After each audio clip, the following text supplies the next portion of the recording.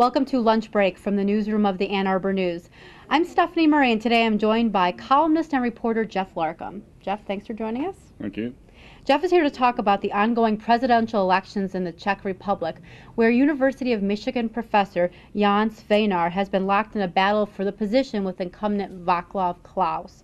So, Jeff, last weekend you reported that the legislature there failed to elect a president after 2 votes, and a third one was scheduled, and I understand that failed as well. So what is the current status of the elections over there now? They're going to vote again this Friday. They're going to go through the whole drill again.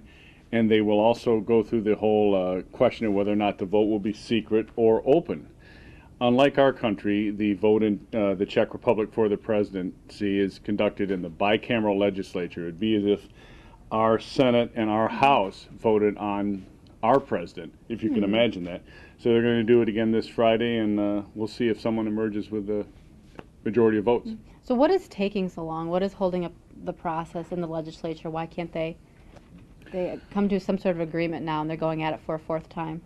All sorts of behind-the-scenes manipulations. This is a country that's moving from a communist economy to a modern economy and has as many parties as you would think there would be. And so there's faction, there's infighting, and there's efforts to get votes. And Svanar, who is a modern economist, who is a Czech native, is trying to sort of move the big boulder, and Klaus represents the old guard, and his party is trying to weather the storm. So why is this a big deal? It's a big deal for the University of Michigan, and it's a big deal for the Czech economy.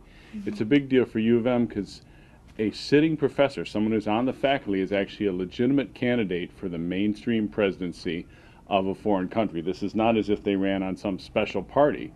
This is someone who really might become a world leader. It's a big deal for the Czech Republic because Svanar is extremely versed in the country's economy. He has worked for the president as a primary advisor, that is Václav Havel, the former president, for 10 years, from 89 to 99. So he is extremely well informed in the modernization continuum. Therefore, if he were elected president, he could very radically change the political and the economic climate in the Czech Republic. So we know that the popular vote, people can't elect the president, but is there a sense of how popular Svanar is among the people of the Czech Republic? That's another example of how special this is. He has conducted a Western-style campaign. That is, he's circulated around the country in an effort to introduce himself and establish that he is a Czech citizen now, and he would remain that, which is a key selling point, as well as selling his programs and familiarizing the people with him. Were the election to be a popular vote, experts say he would be elected. It is in the legislature, so that's subject to political whims and that kind of infighting. Well, we'll be following this as it develops, and we'll learn more, hopefully, about Svanar and the elections, and maybe he'll come out with it. It could be. The tide could be going that way. So says his son, who was over there this past weekend. Well, thank you for joining us, Jeff. Thank you. And thank you for joining us during lunch break from the newsroom of the Ann Arbor News. I'm Stephanie Murray.